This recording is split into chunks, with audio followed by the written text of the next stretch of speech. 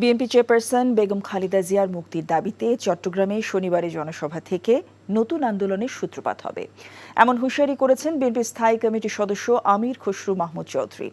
বিকেলে শ্রমিক দলের চট্টগ্রাম বিভাগীয় বুনিয়াদী প্রশিক্ষণ কর্মশালার সমাপনী ও সনদ বিতরণ অনুষ্ঠানে প্রধান অতিথির বক্তব্যে তিনি কথা বলেন। দেশের মানুষের অধিকার এবং বিএনপি চেয়ারপারসনের মুক্তি একই সূত্রে গাঁথা বলে মন্তব্য করেন তিনি।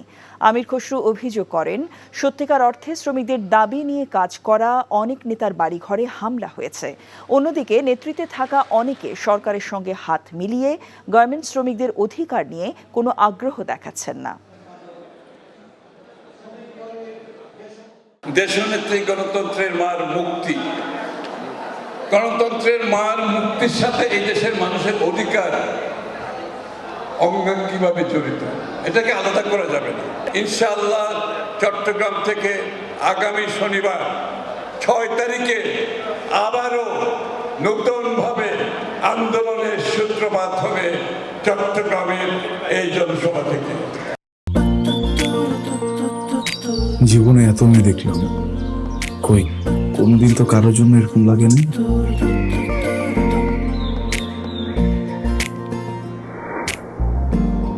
কে এটা? এত মায়া। কেমন আছেন আঙ্কেল? কোন দিক দিয়ে দেখে আমার আঙ্কেল মনে হয়? আরে আপনি আমার মামার ফ্রেন্ড না? কোন মামার ফ্রেন্ড? শামীম মামা। শামীম মামা।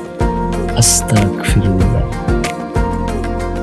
কি করছিস তুই? না আমার ভাগ্নি মায়া। আমি নাই মামা। Thank you uncle. এই আগে জানলে আমি জীবনও স্বামীর সাথে মিশতাম না। জীবনের প্রথম একটা আমি ভালো লাগলো, সেইটা নাকি বন্ধুর ভাগ্নি।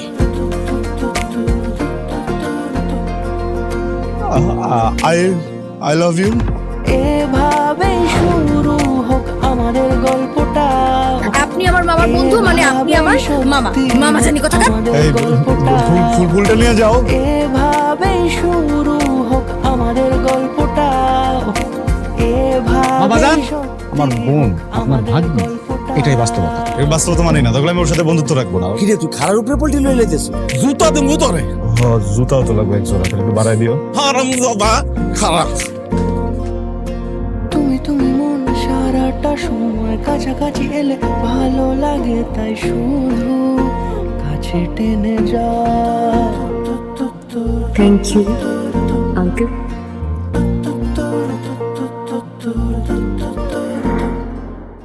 এখন জন্ম সনদ দিয়ে খোলো বিকাশ স্টুডেন্ট অ্যাকাউন্ট। নিজের বিকাশ নিজে কর।